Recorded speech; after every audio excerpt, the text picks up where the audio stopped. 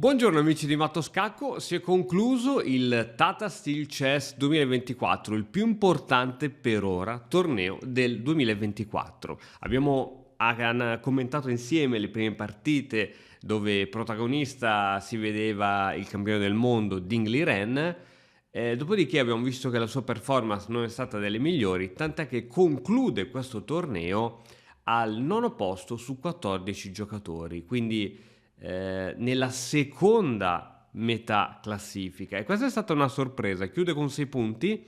Ironia della sorte vuole che Jan Nepomniachtchi e Ding Liren, acerrimi nemici, abbiano concluso vicini, ottavo e nono posto rispettivamente, ma la vera rivelazione è stato il vincitore.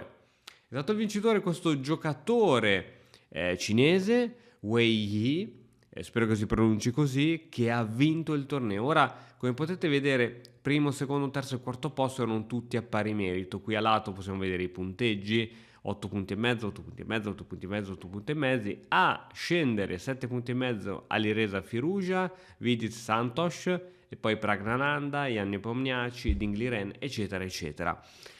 Partite veramente tutte molto giocate. Qui siamo nell'Olimpo, sono tutti i giocatori che sono veramente nell'Olimpo, 2700 punti, e oggi amici voglio mostrarvi una partita spettacolare giocata non dal vincitore del torneo ma da Alireza Firouzja contro Jan Nepomniachtchi. Eccola qui la partita.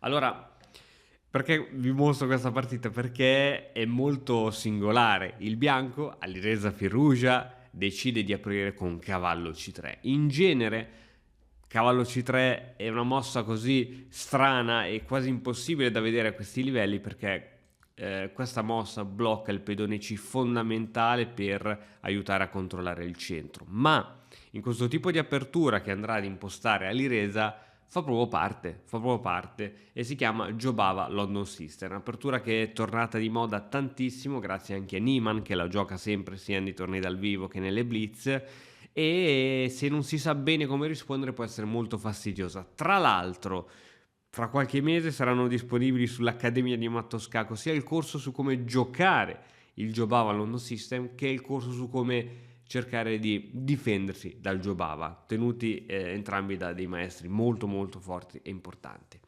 Cavallo C3, cavallo F6 va benissimo, D4, D5 va tutto bene fin qui, alfiere F4. Eccolo qui, il Jobava London System. Perché ha dentro il nome London System? Perché più o meno è lo stesso schema del London System, ossia D4 e poi portare subito l'alfiere camposcuro in F4, ma ovviamente con qualche modifica. Sicuramente l'antidoto è quello di giocare contro il pedone D, quindi C5 va benissimo, che aiuta anche ad aprire la donna e quindi attaccare su B2 il punto che è rimasto debole, e 3 C per D e D per D. A6, una delle risposte che io amo moltissimo, che serve ad evitare questo giochino, perché in pratica questo giochino è sempre lì dietro l'angolo, quindi A6 va benissimo, cavallo F3, e adesso arriva alfiere G4 con l'idea di cambiare l'alfiere sul cavallo, giocare la spinta del pedone in E6 e questo alfiere, e quindi il nero si ritroverà semplicemente solo con l'alfiere buono. H3, alfiere per cavallo, donna per alfiere, e ora cavallo C6. Devo dire che qui il nero è uscito bene dall'apertura, presto giocherà E6, presto giocherà alfiere D6, arroccherà torre C8, donna B6 o donna in A5. Io non vedo punti critici per il nero. Arrocco lungo. Questa apertura ovviamente è molto insidiosa e quindi il bianco va a giocarla in maniera molto aggressiva.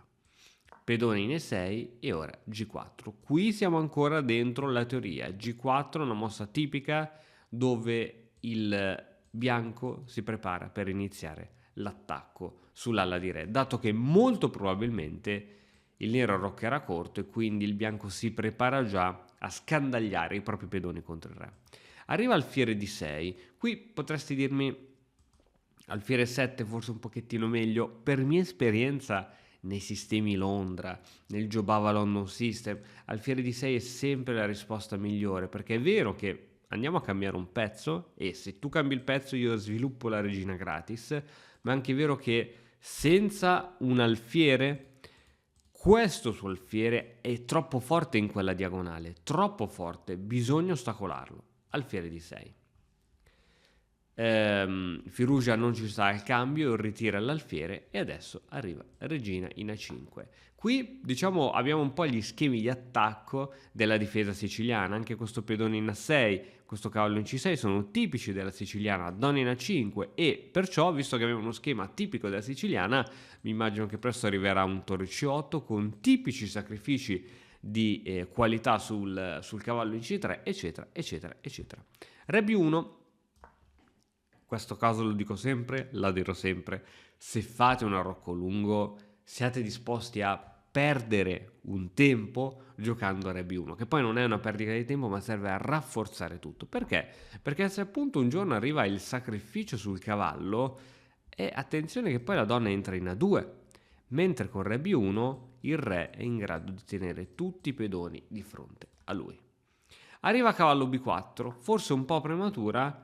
Avrei preferito prima torre C8, ma io non sono nessuno per dare consigli agli anni opomniaci, ma così a prima vista mi sembra un pelino prematura. È vero che questa mossa vuole provocare una spinta come a 3 ed è proprio quello che vuole il nero, no? Sai che tu dici, ma se gioca a 3 poi sono costretto a rientrare col cavallo. Sì, rientri col cavallo, ma hai creato un punto di contatto. Magari il sacrificio un giorno li farei qui, esempio. Sparo una mossa a caso. Faccio il sacrificio qui, catturo qui, mi riprendo il cavallo e ora hai il re completamente sguarnito, quindi attenzione.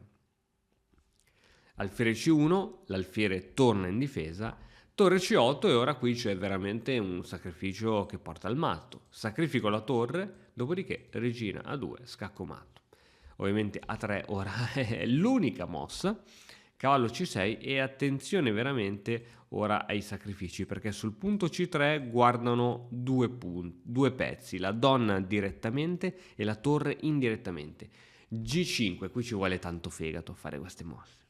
Qui io personalmente, essendo un fifone e vedendo tutti i pezzi del mio avversario sul mio re, cercherei di prendere dei provvedimenti sul mio re. Qui Firugia gioca G5, che è anche la prima scelta del motore. Ora, non è facile da trovare la mossa, vedremo nel corso anche che su come giocare contro il Jobava London System. Una ritirata tipica è quella del mettere il cavallo in G8. Qui Nepo mette il cavallo in D7, giustamente perché vuole portare anche l'altro cavallo in attacco. Ma ce la farà il cavallo a fare 1-2 tempi per andare in attacco? Vedremo che Firugia giocherà senza dare un attimo di tregua al suo avversario. H4, donna in B6. Qui il computer dà questa mossa come errore, semplicemente perché è vero che ora c'è il doppio attacco su D4, ma al motore piaceva più supportare, diciamo, l'attacco con B5, mentre la donna da B6 blocca l'avanzata del pedone B e quindi è un pochettino lenta. È vero che c'è anche sempre questo gioco, alfiere per H3, ma il bianco può, diciamo, facilmente liberarsi. La mossa migliore secondo il motore era H5, Firugia gioca alfiere H3 e secondo il motore questa è una mossa / vittoria mancata. Poi tra il dire e il fare c'è di mezzo il mare e adesso per forza ci si prende un pedone. Cavallo per D5. Che cosa sarebbe accaduto su alfiere H3 subito? Beh, in realtà è vero che adesso c'è l'inchiodatura, in realtà non c'è pericolo di matto perché c'è l'alfiere, ma dopo cavallo D5 seguono veramente guai. Perché? Attacco su donna, quindi probabilmente devi fare qualcosa, ma attenzione che io posso riprendermi anche qui l'alfiere, per esempio. Cattura, anzi forse posso darti prima qualche scacco, no scacco perché altrimenti no, l'alfiere torna in difesa, quindi ricatturo subito e posso dire che l'attacco del nero è completamente sfumato. Quindi alfiere H3 e adesso arriva cavallo per D4, ovviamente questo cavallo è tenuto dalla regina, attacca la donna si sposta e va in E3, dove fa una leggera pressione su questa donna che al momento è tenuta dal proprio cavallo. Arriva ora alfiere in E5 e anche questa mossa non piace troppo al motore, vediamo qui che cosa consigliava un semplice cavallo B5 con possibilità di scambi di donne. Arriva invece alfiere D4, una mossa che sembra avere tutte le carte in regola se non fosse che permette questo controgioco della spinta del pedone in F4, infatti, ed è proprio la mossa che viene giocata. E attenzione, qui bisogna dare il tutto per tutto, perché nel momento in cui porti l'alfiere qui, non è che se te lo spingi ritorni qui. Questa sarebbe stata una perdita di tempo chiara e una mossa da principiante. Jan gioca il tutto per tutto, sacrificio di qualità su C3, tema tipico. Attenzione che di pedone non si può catturare perché il pedone è inchiodato, e se catturi di donna ti metti sotto raggi X di questo, sotto le scoperte di questo alfiere, ma in realtà scoperte non ce ne sono. Non ci sono scoperte importanti. Perché? Perché la donna da qui, non so, supponiamo un cavallo e 2, ma a parte che veramente non c'è nulla, la donna può scendere, dare scacco, togliersi a qualsiasi scoperta e con calma poi papparsi anche l'alfiere. Quindi non c'è veramente nulla. Cavallo B5 minacciando la donna, e adesso attenzione che c'è la mossa donna F3. Donna C8 si poteva fare? Allora sì, perché ti prendi la torre, ma se accetti di prenderti la torre, togli la regina dalla guardia del re e qui il motore da 0-0, perché ci sono attacchi di questo tipo molto forti e vediamo un po' come può continuare la partita. Reina 2, cavallo per C2, qui è veramente un massacro, quindi ok, è vero che prendi una torre, ma la regina da lì è totalmente fuori gioco, ha bisogno almeno di 2 tempi per tornare in partita e qui la vedo parecchio dura. Motivo per cui su cavallo per B5 con doppio attacco sulla donna, la donna va in F3. Rimane l'attacco sull'alfiere che ora si sposta, va in D4 guardando sempre il re avversario. E adesso Reina 2. Dopo Reina 2 non ci sono più inchiodature e in realtà, mi spiace dirlo, ma non c'è più nulla per il nero. È vero, questi pezzi attorno al re fanno parecchio paura, ma questo alfiere fa molto bene il suo lavoro. Potrebbe arrivare anche l'altro cavallo in attacco, ma bisogna vedere concretamente che cosa può fare, perché, ripeto, un doppio attacco qui sopra non fa nulla. Qui cavallo C5, infatti, è la mossa consigliata dal motore, ma Nepo decide di giocare G6 forse per rallentare l'avanzata di questi pedoni, che in realtà non la rallenta. H5, cavallo in C5, alfiere in F1, e adesso questa mossa ha molto senso. Qual è l'idea del bianco? Ok, qui ci sono 3 pezzi, 4 pezzi considerando anche la donna, che ronzolano attorno al mio re. Ok, quando ci sono tanti pezzi attorno al re, qualche sacrificio, qualche tatticismo, qualcosa può capitare, senza ombra di dubbio. Quindi dice, guarda, io c'avevo sto alfiere che non faceva assolutamente nulla, l'ho riportato in F1, così vado a schiantarmi contro questo cavallo, che comunque ronza attorno al mio re, chiamasi attaccante, io do questo alfiere che non stava facendo nulla per questo attaccante e sono felice. Infatti, cavallo in E4, alfiere per B5 e finalmente si è rimosso un attaccante. Ora ci sono solamente 2 pezzi che stanno attorno al re, tra cui il cavallo, devo dire che sembra per ora abbastanza innocuo. H per G6, ovviamente attenzione che non si può ricatturare col pedone H, F per G6 e adesso torre in H va in E1. Secondo il motore questa mossa è sbagliata, c'era di meglio, ma ho provato a vedere che cosa suggeriva, mosse totalmente inumane. Questa mossa è molto importante. Allora, innanzitutto la torre. Se un giorno la donna si toglie, arriva cavallo C2 e c'è il doppio sulle torri. Quindi intanto una delle 2 torri si toglie dalla possibilità di doppio.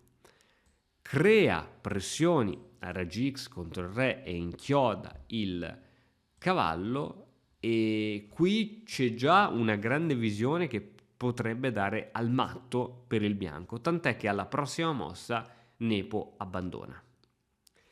Torre F8 per Nepo, che non vede il problema, qui sicuramente gli avrebbe salvato un po' la partita un arrocco, ma Nepo sottovaluta questo attacco e la partita termina dopo questa mossa che è donna in D3. Fantastico. Perché Nepo abbandona? Riesce a capire qual è il vero pericolo di questa mossa? Ora, è chiaro, mi sembra chiaro che ci sia sotto l'alfiere, ma se ritiri l'alfiere, non so, da qualsiasi parte, come per esempio in fianchetto, ti arriva torre per cavallo, o hai perso un pezzo, oppure se decidi di guadagnare la torre, ti arriva scacco matto. Fantastico. Quindi qui Nepo probabilmente dopo aver giocato una partita molto complessa, ricca di calcolo e di variante, qui era veramente complessa questa partita, si è lasciato sfuggire questa mossa da donna F3 a donna D3 e la partita cade. Bellissima, bellissima partita, bellissimo torneo.